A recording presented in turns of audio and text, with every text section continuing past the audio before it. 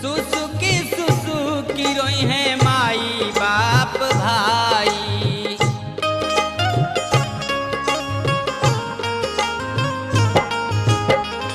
डोलिया में हमरा के दी है बैठाई। सुसुकी रोई है माई बाप भाई। छूट जाई बाबुल के, छूट जाई बाबुल के हमरे अंगनवा। सजनवा हो मोरे मांगलन गवनवा। सजनवा हो मोरे मांगलन गवन।